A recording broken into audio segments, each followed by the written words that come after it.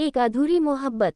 छोटे से गांव में, जहां हर शाम सूरज पहाड़ियों के पीछे छुप जाता था, वही एक लड़की रहती थी जिसका नाम था प्रिया। उसकी मासूमियत और सादगी ने पूरे गांव का दिल जीत रखा था। प्रिया का सपना था कि वह एक दिन बड़े शहर में जाकर पढ़ाई करे और कुछ बड़ा करे।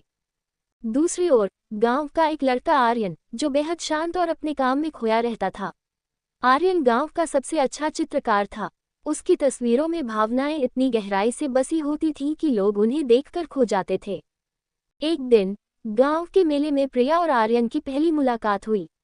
प्रिया ने आर्यन की एक तस्वीर देखी जिसमें उसने गांव की सबसे खूबसूरत शाम को कैद किया था। प्रिया ने तारीफ करते हुए कहा, तुम्हारी तस्वीरों में जादू है। आर्यन ने मुस्कुराते हुए कहा, जादू तो आपकी आवाज में है। धीरे धीरे उनकी बातचीत बढ़ी और मुलाकातें भी। दोनों की दोस्ती कब प्यार में बदल गई, उन्हें पता ही नहीं चला। हर शाम वे गांव के तालाब के पास बैठकर अपने सपनों की बातें करते थे। प्रिया के सपने बड़े शहर के थे और आर्यन के सपने उसकी तस्वीरों में बसी प्रिया के इर्द गिर्द। लेकिन समय ने करवट ली। प्रिया को शहर से पढ़ाई के लिए बुलावा आ गया। उसने आर्यन से वादा किया कि वह लौटकर आएगी और फिर दोनों अपना जीवन साथ बिताएंगे। आर्यन ने उसे विदा करते हुए कहा, तुम्हारे सपने मेरे सपनों से बड़े हैं। मैं तुम्हारे लौटने का इंतजार करूंगा।